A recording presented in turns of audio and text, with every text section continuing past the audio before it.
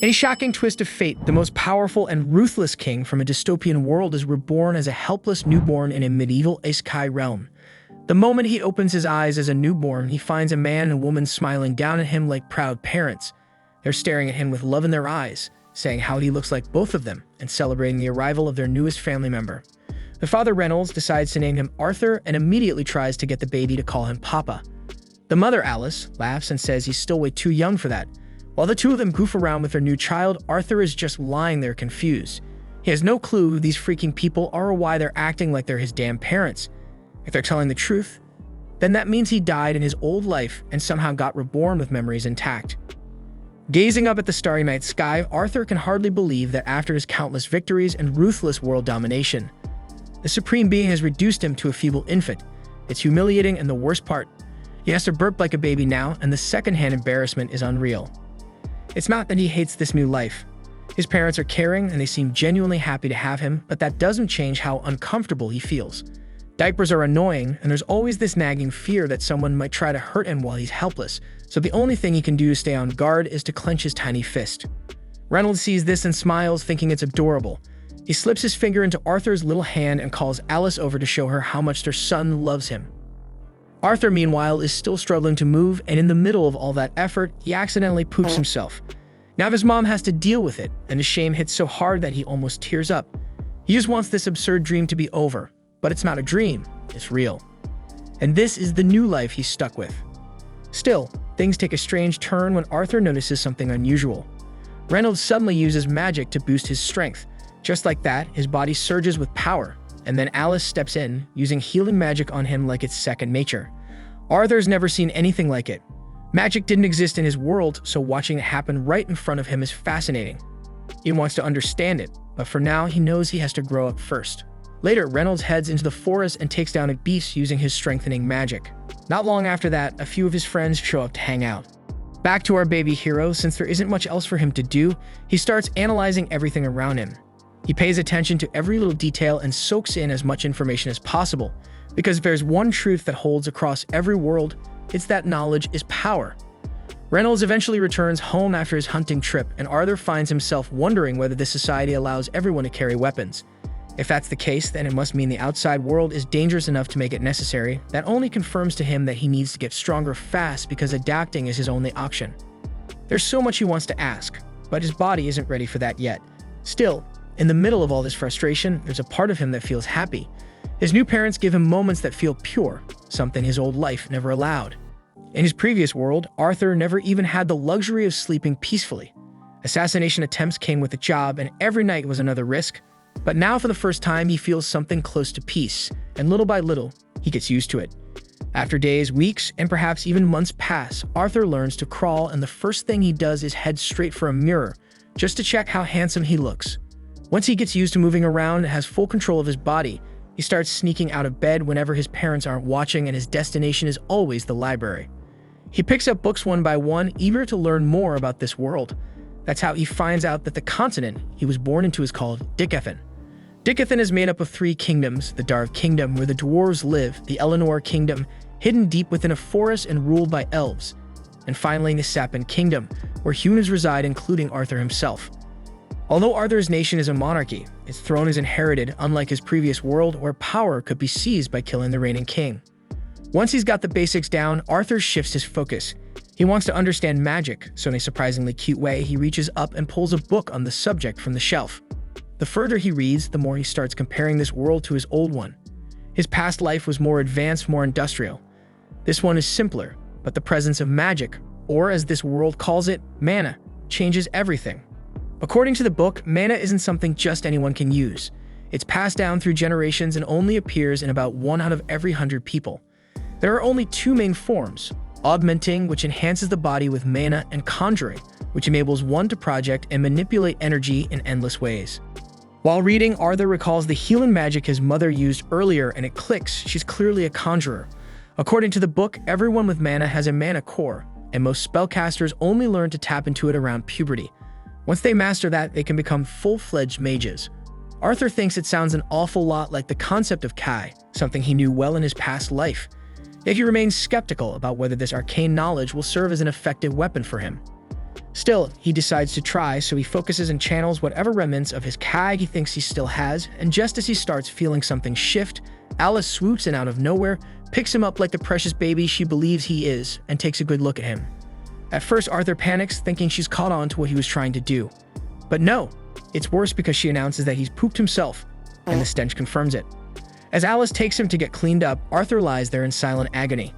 He's sick of being trapped in this weak body, and the humiliation is endless. He squeals to himself again that he needs to gain power and fast. Later, Alice spends some quiet time journaling his milestones. She's genuinely proud of how quickly he's developing, but one thing still bothers her: he hasn't smiled, not even once. And that thought hits her harder than she expected. She looks out the window, eyes landing on Reynolds outside, swinging a wooden sword with Arthur in his tiny hands. Reynolds calls out to her, beaming as he brags about Arthur's progress. But instead of being impressed, Alice is pissed.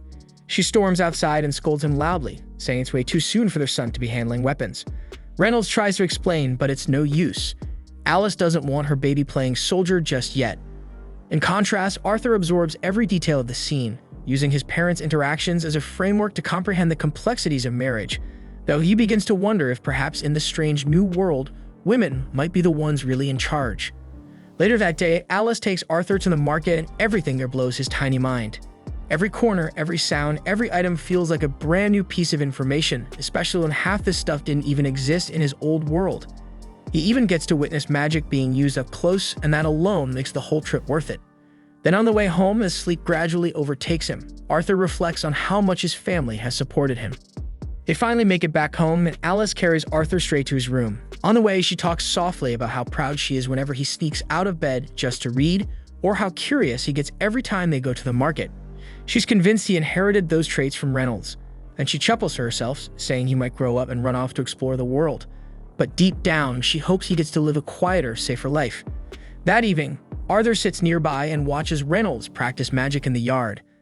At first, he's excited, thinking he finally has someone to learn from firsthand. He watches as Reynolds lifts a few small rocks with his magic, and that makes Arthur change his mind, but before the disappointment sets in too deep, Alice shows up behind him and assures him Reynolds is just warming up. She tells him to keep watching, and sure enough, Reynolds amps up his mana and starts pulling off some serious moves. Watching all this, Arthur quickly figures out that his father is an augmenter, someone who uses mana to enhance his physical strength and skills. That gets him fired up, and he starts imagining all the cool tricks he could pull off once he gets his own mana core. But just as he's getting into the fantasy, Alice scoops him up and tells him it's bedtime. On the way to his room, he spots a book on the shelf and immediately starts pointing at it, whining for her to let him read. She tries to resist, but after a few seconds of watching his adorable face light up, she gives in and lets him read it for a bit. As he flips through the pages, he reminds himself of everything he's learned so far, every little step that might help him form his own mana core. He closes his eyes and starts drawing mana from every part of his body toward a single point. He works diligently. And just when his parents assume he has already fallen asleep, a loud explosion rocks the house. Without hesitation, Reynolds throws himself over Alice and takes the blast across his back. Burned and dazed, he quickly checks that she's okay, and when she nods, they both remember Arthur. They run inside, and what they see nearly stops their hearts because Arthur is floating in midair, and he is calmly descending like it's nothing. In that heart-stopping moment, the roof above begins to crumble, and being just a child, Arthur is unable to dodge in time, yet his parents leap into action, shielding him from what could have been a fatal collapse. Overcome with relief and emotion, all three burst into tears, and for the first time, Arthur feels the warm, unyielding love and protection of his parents, a stark contrast to the cold loneliness of his past life, and that realization moves him to tears for the first time. We then flash back to Arthur's former life, when he ruled as King Grey. At the time, a royal servant had been caught trying to take his life. According to the law, the man should have been executed on the spot, but the king's council instead chose to exile the traitor and his entire family back to their homeland. The traitor knows full well they face something far worse than death once they arrived, so he gets panicked and desperate and dropped to his knees and begged Grey to show mercy and spare his wife and daughter. But Grey, without even a word, killed them right in front of him. It wasn't revenge. It was a twisted act of mercy because he knew death by his hand would be quicker than whatever hell awaited them where they were going. And somehow, the assassin, broken and hollow, genuinely thanked Grey for it. Now in his new life, Arthur has just turned 4. He's spending time with his father Ray, who gives him a pair of combat gloves, exact replicas of his own. But Arthur politely turns them down, saying he'll stick with his wooden sword for now, because he thinks that with his small frame, the gloves would shorten his range and make it harder for him to fight properly. Ray doesn't push it, and instead he smiles and steps into the regular sparring match. But today turns out to be different. In the middle of the fight, Arthur surprises Ray by imbuing his sword with mana, something he's never shown before. And with that sudden enhancement, he easily disarms his father. It's the first time Arthur has ever beaten him, and Ray is left frozen, stunned by how fast his son is advancing. Later that evening at dinner, Ray brings up the idea of hiring a proper instructor for Arthur. He's realized that his own training won't be enough anymore. But Alice is immediately against it because she knows hiring a tutor means sending their son away to the city all alone at just 4 years old. Ray stays firm, pointing out that Arthur can now use magic to enhance physical objects, and that kind of talent can't go untrained. The conversation quickly turns into a heated back and forth, both parents standing their ground. To stop the argument, Arthur jumps in with a compromise, and he suggests they all move to the city together. That way, Ray gets to give him the education he needs, and Alice doesn't have to be separated from her son. It's a perfect solution, and both parents agree on the spot, so they immediately start packing for their new life in the city. In a few days, Ray's old adventurer crew, the Twin Horns, arrive personally to escort Arthur and his family to the city. Arthur politely introduces himself to the group, so their leader Adam introduces himself and tells him that they've already met before, though he doubts a little kid like Arthur would remember. But Arthur remembers every detail because it was the day he accidentally blew up their house. The Twin Horns then came to help rebuild everything, and Arthur overheard the whole conversation, learning that his mom and dad were once members of this very party before they settled down. Once Adam finishes talking, Angela sweeps in and pulls Arthur into a bone-crushing hug, nearly squeezing the life out of him. Dirt in the party's tank notices the kid silently panicking and gently pulls him away from her grip. That's when Arthur catches sight of someone watching him from the roof of the carriage, a quiet girl with an unreadable expression. Her name is Jasmine, and she doesn't say a word, just keeps staring at him. Arthur, for a moment, gets completely lost in her eyes until Helen strolls over, shakes his hand with a bright smile, and introduces both herself and Jasmine on her behalf. Then, with the introductions over, the group sets off on their journey to Xera City. During the ride, Arthur can't help but think how outdated this transportation is compared to what he knew in his previous life, where flying vehicles were the standard. Still, he doesn't really mind, not when his loving mom is sitting right there beside him, chatting away and making the trip feel like home. They take plenty of breaks along the way, and during one of those stops, they're suddenly ambushed by a pack of wild wolves. For the first time, Arthur sees up close how brutal the outside world really is. But Jasmine reacts first, stepping in without hesitation. She leaps into action, daggers flashing, taking the monsters down like it's nothing. Then Ray, Adam, and the others quickly jump in to handle the rest. Arthur doesn't join in, he just watches, and the whole scene fires him up, so he's determined to fight beside them one day. That night, they all gather around for dinner, but Arthur notices something strange. His mom hasn't touched her plate. She says she's already full, but something doesn't feel right. She then spots a wound on Ray's arm, so she instantly walks over to heal him, and the moment she starts casting the spell, the energy in the group changes. Everyone suddenly becomes tense, quietly scanning the area, shielding her from any wandering eyes. It's then that Arthur starts putting the pieces together. Healing magic isn't just uncommon here, it's a huge deal. And the real reason his family had been living way out in the middle of nowhere wasn't just to live quietly. It was to keep Alice's rare healing abilities hidden from the world. After the meal, Adam pulls Arthur aside, curious to see firsthand if Ray's been exaggerating his son's abilities. The rest of the party is just as intrigued by the so-called prodigy, so they gather around to watch, turning what was supposed to be a quiet moment into a full-blown spectacle. Arthur, still just 4 years old, silently wonders if anyone's the least bit concerned about him getting hurt. But this will be his first time facing an opponent other than his dad, and unlike Ray, who only used a practice stick, Adam shows up wielding a real spear. But even if it's wrapped in cloth to dull the edge, it's still a proper weapon. The match kicks off without delay. Adam channels mana into his spear right away, and Arthur instantly responds, infusing mana into his body too. But he doesn't stop there. He surges magic into his legs, boosting his speed to a whole new level. In a blink, Arthur launches forward, slipping right between Adam's legs and landing a clean hit before springing back to create distance. The crowd goes silent, absolutely stunned by his lightning-fast movement and spot-on precision. As the duel heats up, they clash again, but this time head-on. But it becomes painfully obvious that there's still a huge gap in sheer power. Arthur doesn't have the muscle to keep up, and Adam's next blow sends him flying. The force behind the strike throws him through the air like a ragdoll, and right then, Arthur gets a harsh reminder. This small body of his just isn't built for direct hits. But before he slams into the ground, Angela swiftly casts wind magic to catch him midair, gently lowering him to safety. Durden then immediately steps in and scolds Adam for going way too hard on a little kid, and he reminds him they were supposed to be sparring, not trying to launch Arthur into orbit. Adam raises both hands in apology, admitting that he got a little too into it, but only because the little monster's technique totally threw him off guard. So he asks Ray what kind of damn brutal training regimen he put this kid through to make him this dangerous at just 4 years old, but Ray says that he doesn't do shit. A few steps away, Arthur notices Jasmine staring him down with that unblinking intensity of hers. She bluntly asks how the hell he fights like that and demands he teach her. And judging by her completely deadpan expression, Arthur realizes she's not going to drop this until she gets what she came for. The following morning, the group resumes their trip and eventually stops at a calm, open stretch where Arthur can squeeze in some more training. Adam takes this chance to give him some spear lessons while Ray flexes his dad bod with some old-school workout poses, and the poor kid just humors him anyway. After that, Helen steps in for a quick archery session, and before long, Arthur's nailing bullseyes like he's been doing it for years. With training wrapped up, it's finally Jasmine's turn. She'd been waiting for this moment, and surprisingly, she picks up on his teaching quicker than expected. Later that evening, Arthur is quietly reading a book when Jasmine starts staring at him like she's been hypnotized by a face that doesn't even try to be charming. A few minutes later, it's not just a stare, it's borderline stalker behavior. The next morning rolls around, and it's Arthur's birthday. Jasmine, of all people, gives him a dagger as a present.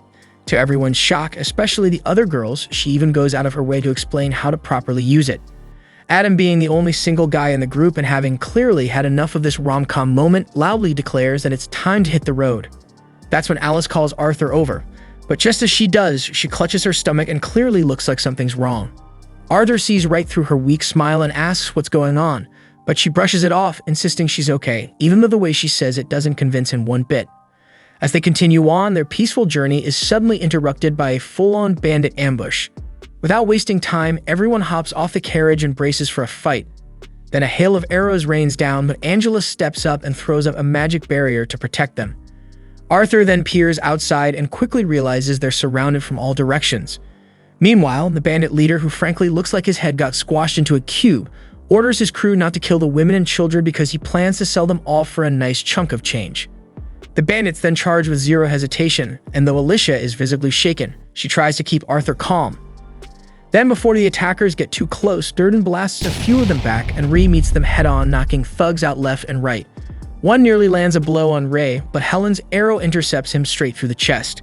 Adam also tears through enemies with his spear like a hot knife through butter, and Jasmine takes down her share with clean, precise dagger strikes. Watching the twin horns fight like this, Arthur realizes just how strong each one of them really is. But the problem isn't skill, it's numbers. The bandits just keep coming, wave after wave, so eventually the group begins to tire, and the pressure builds. Then with a brutal hit, Ray gets slammed into the carriage and collapses, motionless. That's when the bandit leader, with his smug face and evil smile, starts making his way toward Alice and Arthur. Watching Ray laid out like that, Arthur and his mom instantly jump out of the carriage in a panic. But before they can get closer, Ray regains consciousness and tells them to hold their ground. He may be bruised and barely standing, but he's still trying to play the hero. He turns to Arthur and tells him to take his mother and get out of there fast. Of course, Arthur, being the stubborn little guy he is, insists on staying and fighting alongside them. But Ray cuts him off and finally says the words that stop him cold: Alice is pregnant. That one sentence answers every question Arthur had about her recent weakness, and suddenly everything clicks. With no time to waste, Ray looks him in the eye and says he trusts Arthur to protect both his mother and his little brother she's carrying. So Arthur snaps into gear, grabs Alicia's hand, and takes off raining like hell. Behind them, the bandit boss, loudmouth and still full of fight, shouts at his crew to stop them. But just as they're about to catch up, Ray charges into the fray, giving Arthur and Alice the seconds they need. At the same time, just as it looks like Arthur and Alice might be caught, knives fly through the air, and it was Jasmine and Adam who stepped in to clear the path like pros. In moments, the whole Twin Horns crew is locked in battle again, holding off the attackers while Arthur and his mother escape. As they flee, Arthur thinks back on the life he once had, the life of a man who had taken countless lives without flinching. And now here he is, terrified of losing someone he actually cares about. The irony of it twists in his chest, so he clenches his fists, but there's nothing his tiny body can do but keep running like hell. Suddenly, Arthur senses something, danger from above. He glances up and spots a shady figure on a ridge preparing to launch a spell. Acting fast, he shoves his mother out of the way. The blast nails him squarely, knocking him off balance and sending him tumbling off the cliff's edge. As he falls, he refuses to go down alone, so with his last ounce of focus, he reaches for the dagger Jasmine gave him. The blade is tied to a cord, so he hurls it upward with precision, and it wraps around the enemy's leg, dragging the caster down with him. Meanwhile, Durden and Angela try to save Arthur using their magic, but he's already too far out of range. As he plummets, Arthur reflects on everything. Then he looks up at his mother, her arms outstretched, reaching for him like she could somehow pull him back. Her eyes fill with panic, her face streaked with tears, because the idea of losing her son makes her heart break. But Arthur otherwise is glad that he could protect his mom even if it cost him everything. Still, part of him wishes he'd gotten the chance to meet his little brother. But then against all odds, we see at night that he did survive the fall. Gasping for breath, bruised and dazed, Arthur opens his eyes and finds himself face to face with an enormous, terrifying beast calling him by his name. And just like that, a new nightmare is only getting started. Arthur freaks out when he sees the creature looming over him. He has no damn clue where he is, and with the way that thing's staring him down, it feels like his life's on the line. So thinking it might be his only shot, he tries to sneak in a surprise attack, but the monster casually swats him out of the air like a fly and tells him to chill. Says it's not some evil beast and just wants to be friends. But let's be real, last time a stranger pulled the let's be friends card, someone ended up in the back of a van. So let's just say Arthur's trust levels aren't exactly high. Anyway, the kid's still a mess because his body's beaten up bad and he's not getting better unless he eats something. So the creature casually plucks a bunch of fruit growing from the cave walls and tells him to eat up, but he hesitated. Wall fruit didn't exactly scream safe to eat, and he was already suspicious. So Arthur tried to get up and talk his way out of the situation, but the second he moved, a sharp snap echoed from his body. So he collapsed back to the ground, overwhelmed with pain, and just started crying. The monster just sighs and tells him to quit whining. Honestly, it's a miracle he even survived that mountain drop. Arthur wanted to ask questions, but the creature made it clear it wasn't answering anything until he ate. So with no better option, Arthur grabs one of the fruits and takes a bite, and to his surprise, it was actually pretty good, that he wolfing down handfuls like they were candy. And once he's full, he turned back to the creature and asked if it knew anything about his parents or what happened after the attack. The creature explained that it couldn't leave the cave, but it had a special ability to observe the outside world. To prove it, it projected a screen in front of Arthur showing him that his parents had defeated the bandits and left several days ago. So Arthur's eyes welled up again, but this time from relief that his parents were alive. He thanks the creature for showing him, and since he was going to be stuck here recovering for a while, he decided to stop being so hostile. The creature introduced itself as Sylvia, and despite how terrifying she looked, she turned out to be gentle and kind. Then over the next few days, Arthur remained in the cave, eating and resting while his body slowly healed. Sylvia stayed by his side the entire time, watching over him without asking for anything in return. And once Arthur was finally full recovered, the only thing on his mind was getting back home, but Sylvia quickly shut that idea down. According to her, there's no way Arthur would make it on his own. The cave they're in is right on the edge of Elshire Forest, and that part of the forest is crawling with dangerous magical beasts and the kind of bandits that make the ones who attacked his family look like amateurs, so if he tries to leave now, he's not going to make it. But that doesn't mean he's stuck here forever, because Sylvia explains that she has the ability to create a dimensional rift, something that could teleport Arthur to a safer location, maybe even all the way home. But the problem was it would take her a long time to generate it, so until that portal's ready, he's got no choice but to wait. With nothing else to do, Arthur grabs a stick and starts swinging it around. If he's stuck here anyway, might as well get in some sword training. Days pass, and although he still doesn't know much about Sylvia, he's grown to enjoy her company. All he really knows is that she looks like a terrifying monster and she's clearly hiding from something or someone, but despite everything, she's one of the kindest people he's ever met. After another round of training, Arthur takes a break. He walks over to a flat rock, sits down, and starts working on channeling his mana. Sylvia watched for a while, quietly impressed. He was just a kid, yet he already had a mana core, but from the way he was going about it, it was obvious he hadn't received proper training. Without a word, Sylvia lifts her hand, and suddenly, a swirling mass of mana gathers in her palm. Arthur's jaw nearly hits the floor because it's not just that she's casting a spell, it's the fact that she's gathering mana while she's casting. So if you can learn to control mana like that, there's no doubt you become incredibly powerful. But before he could ask her to teach him, Sylvia stopped and looked over at him. She wanted to know what he planned to do with that kind of power if he learned it. Arthur hadn't really thought about it before, but now that she brings it up, one memory burns in his head. Those bandits. How close they came to killing his family. How powerless he felt. So without thinking, he tells her flat out, He'll use that power to wipe out anyone who dares to hurt the people he loves. Sylvia didn't like what she heard, and without a word, she walked over and flicked Arthur on the forehead, knocking him back and tells him straight that she'd never teach that technique to someone driven by thoughts like that. Arthur sat there, holding his head, still not understanding what the problem was, because to him, after what happened to his family, wanting to protect them by any means felt right.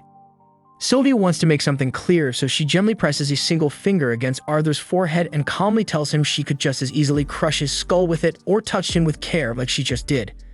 Then she asks him which one he'd rather experience. Obviously, Arthur chose the gentle touch. So she explained that anger and hatred are easy paths to walk, but once you start down that road, it never ends. It just consumes everything. She didn't want that for him, and she didn't want him to waste his life chasing revenge, so she asked again what would he do with this power. Arthur took a moment, and this time, instead of thinking about the fear and violence he faced, he pictured the faces of the people he loved, the ones who made him smile. And with that image in his heart, he answered that he wanted strength so he could protect them. So Sylvia smiled because that was the answer she'd been hoping for. But elsewhere outside the cave, another creature was drawing near, one that looked an awful lot like Sylvia.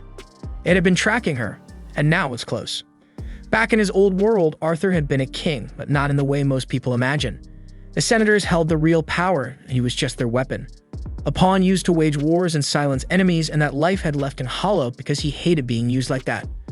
Back in the present, Sylvia was helping him shape a different future. She began teaching him her technique, showing him how to draw an ambient mana and condense it. Arthur followed along, and after a few tries, he managed to pull in the mana and use it to boost his body. The power was incredible. He could feel it pulsing through him. He ran to Sylvia, full of excitement, ready to thank her. But then everything shifted and Sylvia's eyes narrowed because she sensed something. And without even a damn warning, she shoved Arthur into a pile of rocks and whispers for him to stay hidden and quiet. Arthur peeked through the cracks and spotted another creature approaching, a massive beast, almost identical to Sylvia. Sylvia clearly knew him, and from the way she tensed up, Arthur could tell this wasn't a friendly visit. The stranger didn't waste time and demanded Sylvia come with him, but she refused, so without another word, the other beast launches an attack. Arthur wanted to jump in, but he suddenly heard Sylvia's voice in his head. She told him to stay back and she would handle this. The other dragon tried to reason with her one last time, said he didn't want to kill her, but would if he had to. But Sylvia's answer was clear. She would rather die on her feet than listening to his freaking voice. She then unleashed her full power, and in that moment, Arthur saw her true form, a dragon pulsing with energy. And in this form, she can unleash everything she's got. Sylvia then launches a massive blast straight at the other creature. He manages to block it, but tells her she's being reckless because if her body in this condition, using that much power will kill her. Sylvia already knows that, but she just doesn't care because she's lived a long life and has no regrets. Then with one strong push, she slams the other monster into the wall. But he's not down for good, and he gets right back up and starts hammering her with a barrage of magical blasts. She takes the hits hard, but right now she's more concerned about Arthur. This battle is getting way too close to the place she stashed him. The enemy then fires off one last heavy shot, and she can't dodge it without risking Arthur's life. So she draws on every last drop of power and freezes time itself. While everything is frozen, she tells Arthur to come out from hiding, and he listens. It looks safe enough, but he's full of questions, especially after seeing that she's actually a dragon. Still, there's no time for answers because her time-freeze spell is running out fast, and she needs to move him now. She opens the dimensional rift she had been building, but since she's injured and never got the chance to finish the spell properly, the portal connects to some random place instead of his home. She really didn't want to dump him in the forest, but at this point there's no other choice. Even so, she trusts Arthur. With what he's learned from her, she believes he can handle himself and make it back on his own. But before she sends him off, she asks him again what he plans to do with its power. Arthur doesn't even pause and tells her that he'll use it to protect the people he loves. That answer puts her at ease, and she's glad he finally understands. Before he goes, there's one last thing she wants to give him. Sylvia conjures an egg and a single feather, placing them gently in front of him. She asks him to wrap the egg in the feather and keep it safe no matter what. Then with the last of her strength, she transfers her will onto Arthur's body, marking both of his arms with strange glowing symbols. Arthur looked down, stunned by the sudden appearance of the glowing marks because they stretched from his shoulders to his wrists like full-sleeve tattoos pulsing faintly with mana. But Sylvia doesn't have the energy to explain what they mean, and she simply tells him that one day he'll understand how to use them, but by then she won't be around to show him how. Sylvia also apologizes to Arthur because the truth is she could have sent him back to his family the moment he showed up, but she was just enjoying his company so much that she didn't want to let him go. And now, because of that selfish choice, she ended up putting him in danger. Arthur feels awful because he knows there's nothing he can do to save Sylvia from dying here even after everything she taught him. He doesn't care that she's a dragon or a monster or whatever else people might call her because he sees her as family. He tells her she feels like a mom to him, but Sylvia gently reminds him that he already has one. So Arthur smiles and says she can be his grandma instead. Sylvia didn't see that coming, but the moment he says it, her heart melts, so she asks him to say it again. And he does happily. Sylvia's heart breaks knowing she won't get to see him again, but time is running out, so she gently nudges him forward toward the portal. Arthur gets it, so he picks up the gifts she gave him and walks toward the rift, but at the very last second, he turns around and tries to coax her into coming with him. Sylvia doesn't budge because she can't, so she shuts the portal and sends him away. Time then unfreezes and the enemy's blast slams straight into her. The hit looks devastating and Sylvia crashes to the ground, but the other monster isn't convinced she's dead. He knows she's way too powerful to go down from just that. He steps in closer, lowering his guard. But it's a big mistake because as soon as he's in range, Sylvia summons everything she's got left and lets out one last attack. The blast wipes him out, along with everything around him for a full mile. As Arthur gets pulled through the dimensional rift, he hears Sylvia's voice one last time. She asks if he remembers what she said about how power should be used, and Arthur does. But his heart is heavy, so Sylvia tells him the world's a sad place, and stuff like this is going to happen. But that's exactly why he needs to change it. Arthur protests because there's no way he could ever pull that off, but Sylvia isn't expecting him to change the world overnight. One step at a time, that's all it takes. Besides, this isn't his first time shaping a world, and she knows who he used to be. Sylvia is aware of his past life as a king, and while she didn't agree with how he ruled back then, she believes that as long as he doesn't lose himself to hate, Arthur can become the kind of king this world actually needs. Then a little while later, Arthur wakes up on the ground dazed and aching, but one thought is burned into his soul. He's going to keep his promise to her. But first he's got to figure out how to get out of this damn forest. But suddenly, he hears something move behind him. And then he hears a blood-curdling scream echoing from across the woods, and it sounds like a little girl. So without hesitation, he channels mana into his legs and bolts toward the noise. He leaps up into a tall tree for a better view, and from there he spots a group of bandits dragging a young elf girl. She tried to escape, but they already got her, and one of them has his hand clamped over her mouth to shut her up.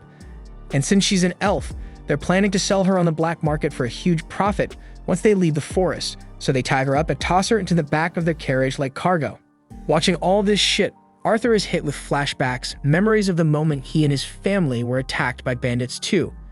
He remembers hearing those bastards talking about keeping him and the women alive to sell later, and it makes his blood boil. His first instinct is to slaughter every last one of them for what they're doing, but then Sylvia's voice echoes in his mind, reminding him to keep his anger in check. He closes his eyes, takes a breath, and regains his focus. Charging in now could get the girl killed, and he knows it. So he holds back, watching and waiting for the right moment to strike.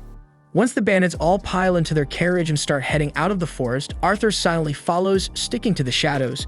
By the time night falls, they stop to set up camp since it's too dark to keep going.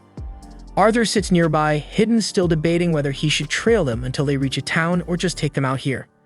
But then he overhears one of the scumbags talking about how elves are his favorite and how they should get a taste of her before selling her off. That's it. Arthur knows he can't let this go on, but it's not quite time yet because he still needs full cover of darkness before making a move, so he closes his eyes and starts meditating, getting himself ready for all the blood he's about to spill. Once it's dark enough, Arthur opens his eyes, fully focused, and starts mapping out his plan. He then spots a few horned wolves chained up nearby, which is strange because no way wild beasts like that would obey humans willingly. A closer look reveals they've been forced into submission with enchanted collars, and Arthur figures he can use that to his benefit. So he picks up a few acorns and tosses them at the wolves to stir them up. The wolves' howling draws the bandits' attention, and their leader growls at one of his men to hurry over and shut those freaking beasts up. The unlucky bandit drags himself up and heads over, kicking one of the wolves hard in the neck to silence it. But in that exact moment of distraction, Arthur makes his move. He summons a mana blade, leaps down silently behind the bandit, and in a swift, brutal strike, cuts the man down where he stands. Arthur quickly grabs the guy's weapon, and just as another bandit comes over to check out the noise, Arthur jumps onto his back and slits his throat clean. That makes 2 down, but Arthur's body is already running low on steam, so he knows he can't drag this out for long. Then another bandit shows up to see what's taking so long, and Arthur rushes him, trying to land a clean kill. But he misses the vital spots and the guy manages to scream, blowing Arthur's cover. The leader catches on fast and realizes the attacker is a mage kid, which means this fight just got a hell of a lot more complicated. Still, he doesn't want to kill the kid, not when selling a young mage on the black market would be worth way more than the elf girl. He starts channeling magic into his arms and charges and swinging. Arthur leaps back and throws a kick to counter, but the guy dodges it with ease. Arthur tries to throw him off by hurling his knife, but the leader catches it mid-air and turns this move against him. He slams Arthur to the ground and grabs him by the ankles, lifting him up just to mock him. He laughs, telling Arthur there's no way a kid can beat an adult in raw strength. And Arthur knows he's right, so he stops trying to match power with power, and he switches back to magic. He blasts a fireball straight at the guy's knee, and while he's screaming in pain, Arthur drives the knife straight into his skull. Only one more to deal with the wounded bandit from before, and Arthur wastes no time finishing him off. Then he heads straight for the carriage to check on the girl. She's still blindfolded, completely in the dark about what just happened. Arthur gently tells her it's okay now, the bandits are gone and she's safe. Her name is Tessia, and as Arthur helps her out of the carriage, he tells her she's free to go home. But then Tessia spots the blood on Arthur's hands and immediately starts panicking. Arthur figures it's normal, any kid would freak out after seeing that much blood. Letting her see the full aftermath might not be a great idea, so he tells Tessia to wait right there for a bit, then walks off to cover all the bodies before she sees them. Tessia then asks Arthur what happened to the ones who took her, and Arthur doesn't really want to tell her he slew them, so he just says they ran into a bit of an accident and won't be a problem anymore. The girl doesn't press any further, so Arthur grabs her things from the bandit's carriage, hands them over, and says goodbye because he still needs to make his way home. But before he can walk off, Tessia grabs his arm and begs him not to leave. She's terrified of being alone out here, scared she'll be eaten by some tree ghost or worse. Arthur asks if she at least knows the way home, and she says she does. Kind of. She knows the general direction, but not how long it'll take to get there. Arthur really doesn't want to go off course, but he also knows there's no way Tessia survives out here on her own. So in the end, he agrees to walk her back to her village. He glances over at the wolves the bandits were keeping and considers using them to speed things up, but he's got no clue how to actually control a wild wolf, so he figures they're better off left behind. Tessia, though, says they should at least take off the magic collars so the wolves can go free. Arthur warns her that taking them off could get her attacked, but Tessia isn't too worried. She hasn't hurt them, and as someone who lives in this forest, she feels responsible for helping the creatures that live in it. She ends up removing the collars, and sure enough, the wolves quietly walk off into the woods without causing any trouble. By the next day, Arthur and Tessia are already on the move, heading toward the direction of her village. After walking for a while, they stop to take a quick break and grab a bite to eat. Arthur cooks up a simple stew and tells her she's got to eat because they still have a long way to go and she'll need the energy. Tessia makes a face because the stew tastes and smells kind of weird. But hey, Arthur is no gourmet chef. The whole thing is just dried meat and salt boiled together. Not exactly 5-star, but it's better than starving. While they eat, Tessia asks why Arthur came to Elshire Forest in the first place. It's not every day a human, especially a kid, shows up around here. Arthur explains how he got separated from his family and ended up wandering into the forest. Since they're already on the subject, he asks what it's like living in the kingdom of Eleanor, and Tessia lights up. She says she loves it. Her parents are always busy with work, so she usually spends most of her time hanging out with her grandfather and the family servant. They keep moving along the path, but since Tessia has no clue how far her village actually is, it's tough to say how long this trip's going to take. And to make things worse, one of those wolves she let go earlier has been quietly trailing them ever since. Arthur's seriously starting to regret not just taking them all out back when he had the chance. That night, Arthur decides to stay outside the tent and keep watch. If that wolf shows up, he wants to be ready in case it tries anything. But a little while later, Tessia peeks her head out and asks Arthur to come inside and sleep. He tells her he's not tired and he'll stand guard out here. She's clearly too freaked out to be left alone. She begs him to come inside with her, and after a little back and forth, Arthur finally gives in. He figures he can still keep watch from inside the tent anyway, just to help her feel safer. Tessia's trying to act like she isn't scared, but it's obvious, especially since she insists that Arthur stay right next to her the entire time, even when they're taking their shit. Before she falls asleep, Tessia asks him something random about the human kingdom. She wants to know if it's true that all humans are perverts who marry a bunch of wives. Arthur's caught off guard and asks where she even heard that shit, and she says it was her grandpa who told her. Arthur admits some nobles have their own harem, but most humans are actually pretty decent. Tessia seems satisfied with that answer and turns over to go to sleep. Luckily, the wolf never showed up that night, so by morning, Arthur and Tessia packed up and got moving again. Over the past few days, Tessia's really started to open up to Arthur. And now that the trauma of the slave traders is fading, she actually seems happier.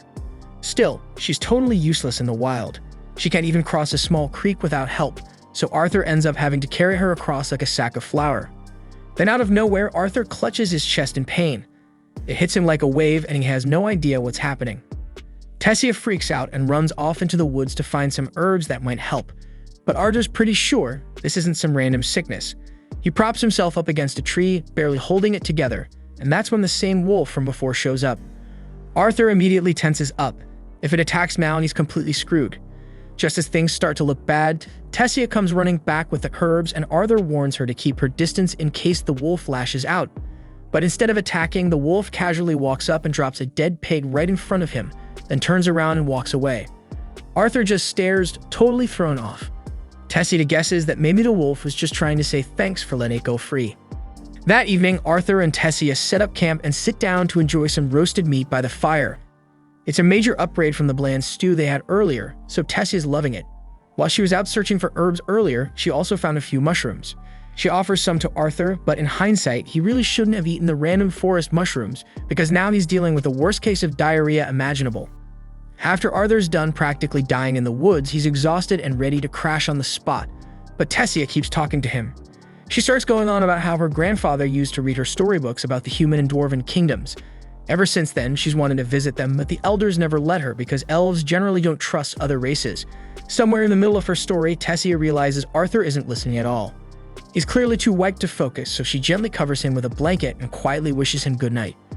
And by the next day, they get back on the road, but Arthur's chest pain is getting worse with every step. Tessia feels bad for not being able to do anything to help, but Arthur tells her it's nothing to worry about. Trying to change the mood, Tessia asks if she can start calling him Artie, since they've spent so much time together and she sees him as a close friend now. Arthur says he's cool with it and Tessia is caught off guard by how chill he is, so he plays it up a little, joking that he'll forever treasure the fact that the great lady Tessia now considers him a friend. That annoys her a bit, and she tells him to stop acting like a brat. Arthur fires back, saying it's rich coming from someone who wouldn't let him leave her side all night because she was scared. Tessia insists that was completely different. Still, joking aside, Arthur realizes something.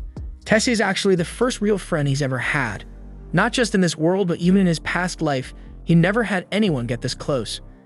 Just then, Tessia spots something up ahead that looks familiar. She calls Arthur over to take a look. He walks over expecting her to show him a cool stick or some weird rock, but instead he finds himself standing in front of a massive tree with a glowing portal embedded right in the trunk. Tessia turns to him, says this is the entrance to her village, and reaches out her hand, asking Arthur to come with her inside. Regrettably, the elves still harbor deep resentment toward humans, so the moment Arthur crosses into the elven village, he's instantly surrounded and held at sword point. He turns to Tessia, hoping she'll speak up for him since she could easily clear things up, but to his surprise, Tessia just stares at him coldly, staying completely silent. Seeing that shit, Arthur's heart sinks because he immediately assumes Tessia lured him into a trap to get him killed, and he mentally kicks himself for trusting anyone again. After all, he's already endured betrayal after betrayal in his past life, so why did he expect this to be any damn different? The guards get ready to behead him while Tessia watches in silence, but she wasn't behind any of this. For some reason, she just didn't speak up earlier, but once she overhears the guards saying they're going to kill Arthur, she finally steps forward and tells them to stop. One of the guards warns her, insisting that this human boy is dangerous, but Tessia firmly states that Arthur isn't dangerous at all. In fact, he's the sole reason she was able to make it home alive. Tessia's words should have been enough to make the guard rethink his actions, but instead, he accuses Arthur of brainwashing Tessia into believing he's trustworthy, so he still plans to kill him anyway. But before the guard can carry out the order, an older man appeared from a magical light and commands them to release Arthur. This man is Tessia's grandfather and the former ruler of the elven tribe, and his name is Virion. Thankfully, he's much more level-headed, and he chooses to believe Tessia's account of what happened. He even offers Arthur an apology for how they treated him after everything he did to help Tessia. But from their perspective, it was suspicious that the missing princess returned home with an unknown human kid.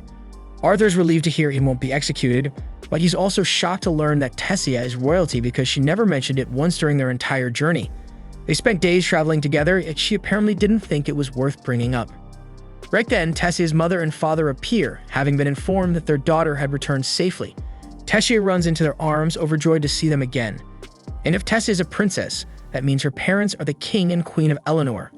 But unlike Virion, they're not as forgiving because the moment Tessia's father lays eyes on Arthur, he demands an explanation for why a nasty human has set foot in their kingdom.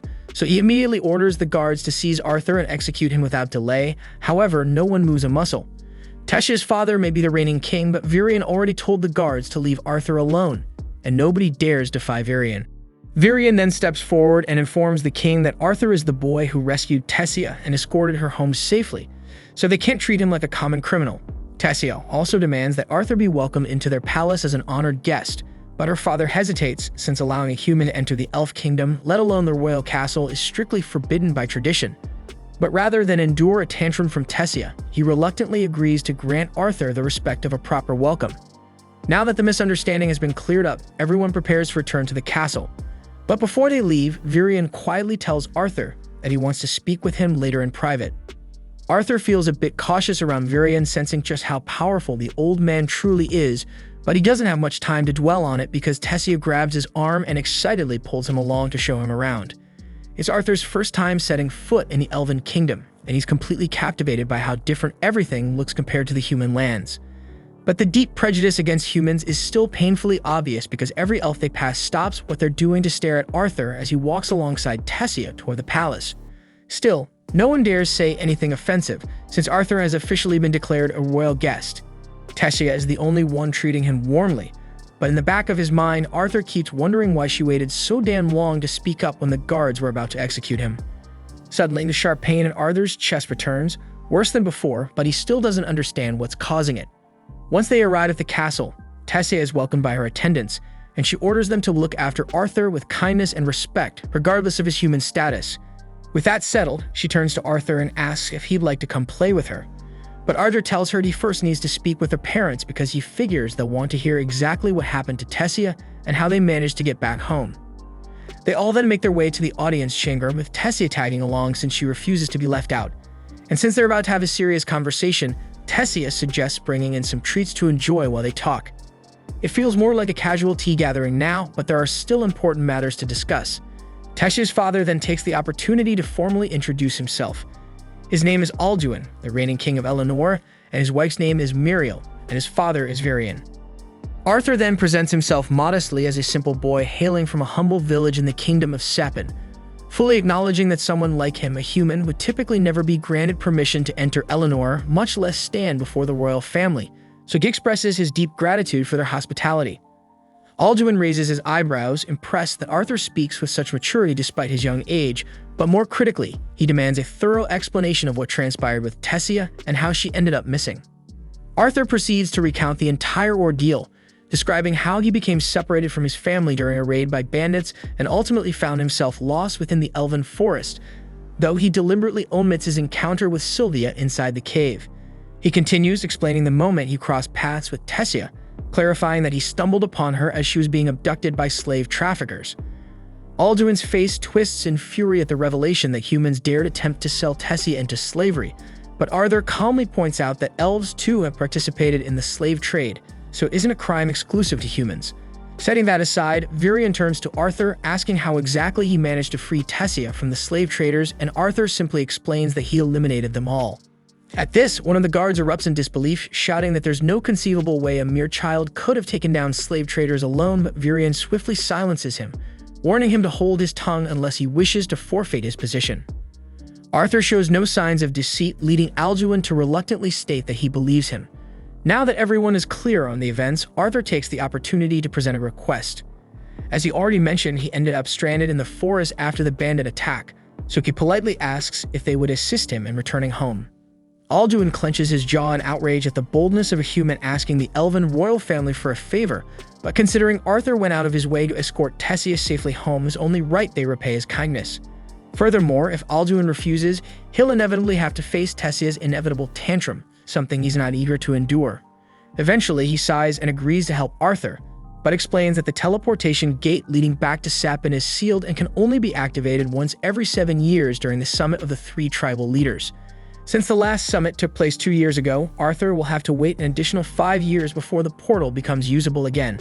Arthur isn't keen on waiting that long, and Alduin equally dislikes the idea of having a damned human remain in Eleanor for 5 entire years, so he states that he'll arrange for a squad of guards to escort Arthur back to Sepin.